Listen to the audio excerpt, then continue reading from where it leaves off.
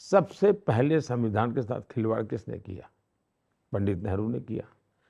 पहला संविधान में उन्होंने जो अमेंडमेंट लाए वो फ्रीडम ऑफ स्पीच को रिस्ट्रिक्ट करने वाला लाए, यानी वो लोकतंत्र के भी खिलाफ था, संविधान के भी खिलाफ था।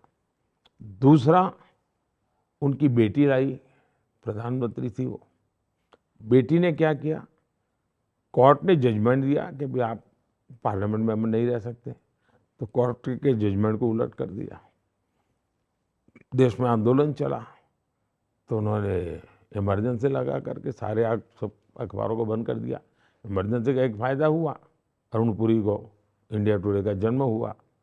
जो भी फ़ायदा हुआ वो तो उनकी रोजी रोटी का सवाल है। उसी समय इंडिया टुडे जन्म हुआ।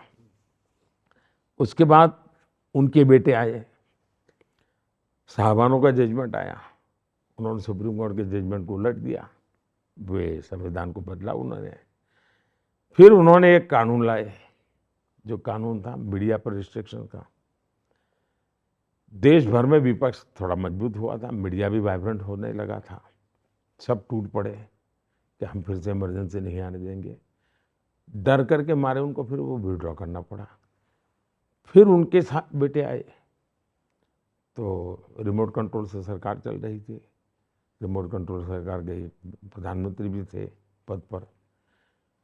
संविधान की कोख से सरकार बनी थी। सरकार मुझे पसंद है नहीं पसंद नहीं चलता है, वो भारत के लोकतंत्र के द्वारा संविधान की कोख से पैदा हुई सरकार थी। संविधान की कोख से कैबिनेट बनी थी। उस कैबिनेट ने एक निर्णय किया और एक शहजादा प्रेस कॉन्फ्रेंस बुला करके कैबिनेट के निर्णय की धज्जियां उड़ा देता है। इतना ही नहीं, कैबिनेट फिर अपने मुद्दे को रिवर्स कर देती है। इसका मतलब यह हुआ कि एक ही परिवार के 4 लोगों ने अलग अलग समय पर संविधान की धज्जियां उड़ा दी हैं। उन लोगों को संविधान के लिए इस प्रकार की गंदी हरकतें करने का जमाना चला गया।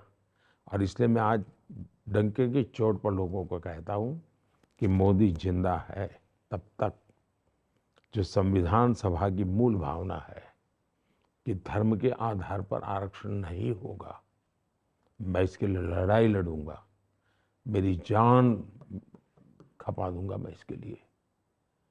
धर्म के आधार पर आरक्षण, धर्म के आधार पर आपने देश को बांट दिया एक बार।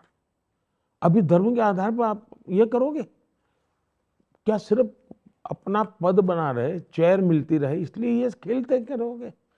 देश स्वीकार नहीं करेगा। और मैं देश को एजुकेट करूंगा, उसके लिए मैं अपना जीवन खपाऊंगा।